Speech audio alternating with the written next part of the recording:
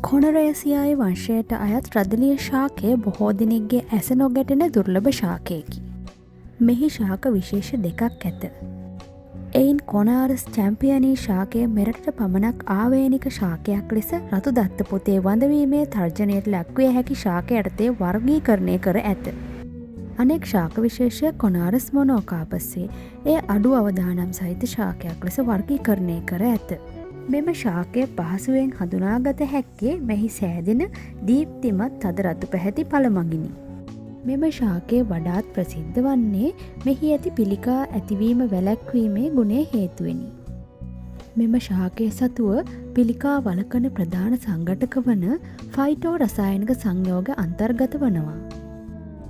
මෙම සංඝටක මගින් පිළිකා වැළැක්වීම සහ පිළිකා සෛල වර්ධනය මන්දගාමී කිරීමට උපකාරී වන බව නූතන විද්‍යාත්මක පර්යේෂණ මගින් තහවුරු කර තිබෙනවා.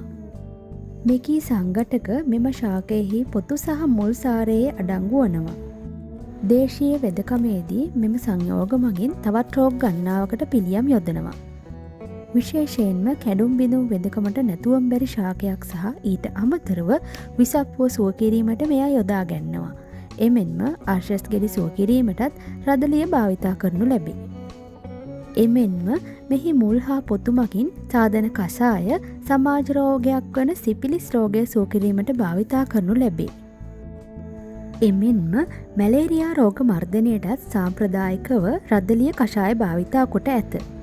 මීට අමතරව කාන්තාවන්ට ඇතිවන අධික ඔසප් රුධිර වහනය පාලනයට මෙහි මුල් පොතු හා කොළ යොදාගෙන කසාය සකසා ගනු ලැබේ. එමෙන්ම පිරිමි ළමුන්ගේ ඉදිරියට නෙරා ආ පියයුරු යථා තත්ත්වයට පත් කිරීමට රදලිය ඵලයේ කිරි පියයුරු මත ආලේප කරනු ලැබේ. එමෙන්ම මුඛ සෞඛ්‍ය උදෙසාද මෙම ශාකයේ මේරු මුල් ප්‍රයෝජනයට ගැනෙනවා. එනම් දත් සෙලවීම හා මුඛ දුර්ගන්ධය වැළැක්වීමට ප්‍රතිකාර පිණිසයි. ඒ වගේම රදලිය ශාකයේ මුලින් නිස්සාරණය කරගන්නා ලද තෙල් ඉදමුම් සඳහා යොදා ගනු ලබනවා. මෙහි එක් විශේෂයක් වඳවීමේ තර්ජනයට ලක්වීම අවම වී තිබුණත් මානුෂ ක්‍රියාකාරකම් හේතුවෙන් වර්තමානය වෙන විට මෙය මිනිස් ජීවිතෙන් ඈත්වන ශාකයක් බවට පත්ව තිබෙනවා.